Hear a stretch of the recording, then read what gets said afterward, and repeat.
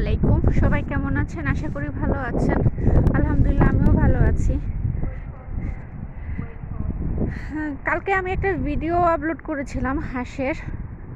দেখেন আজকেও আমি কাজে যাওয়ার সময় এই হাঁস দুটা এইভাবে বসে আছে।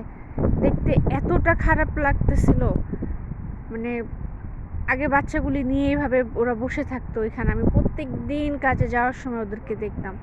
মনটা খুব খারাপ লাগে ওদেরকে দেখলেই। আজকে খুব খারাপ লাগছে। যাক, দোয়া করি আল্লাহ ওদের মনটা ভালো করে দেখ। আমরা মানুষ জাতি কত নিকৃষ্ট হইলে এইসব কাজ করতে পারে। দেখেন আমার কাজে যাওয়ার আমার হাতের ডান পাশের একটা এরিয়া, এটা দিয়ে মেন রোডে ওঠা যায়। মানে অনেক ছোটবেলা এয়ারপোর্টে একটা পার্ক ছিল, জিয়া আন্তর্জাতিক বিমানবন্দরে, তো যেটা এখন বর্তমানে হযরত শাহজালাল আন্তর্জাতিক বিমানবন্দর। তো ওইখানে এরকম একটা রোড ছিল মাঝখান দিয়ে যাওয়ার জন্য, আর দুপাশে ঝাউবন ছিল।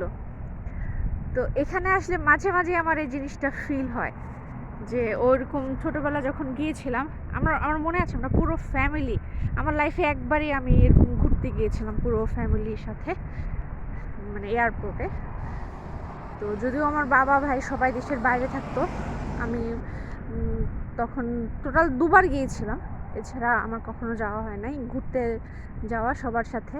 একটা বন্ধের সময় স্কুল, আমার মনে আছে আমি তখন ক্লাস 8-এ উঠছি মাত্র, না 8-এ না সরি 7-এ উঠেছি তখন। তো তখন গিয়েছিলাম, অনেক মজা করেছিলাম সবাই।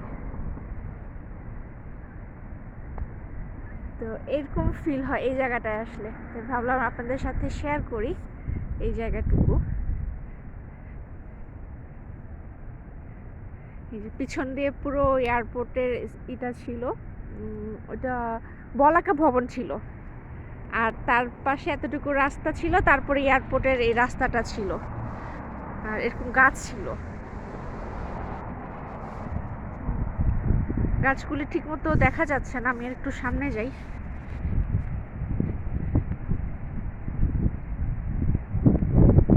এখন দেখা যাচ্ছে। ওই সময় ওই জায়গাটা খুব ভালো লাগতো। আগে অনেক কিছু ছিল যেগুলি এখন নষ্ট করে ফেলে নতুন কিছু করা হয়েছে, বাট নতুন তো নতুনই, পুরনো সব কিছুই সুন্দর ছিল। এখন তো এয়ারপোর্ট ভেঙে বড় করছে, জানি না এখন কি অবস্থা, তবে আল্লাহ তাআলা দেশই দিবে ইনশাল্লাহ, তখন দেখবো। কারণ আমি যখন আসি তখন 3rd টার্মিনাল হচ্ছিল, তো এখন কি অবস্থা কে জানে, জানি না কতটুকু অবস্থা আছে।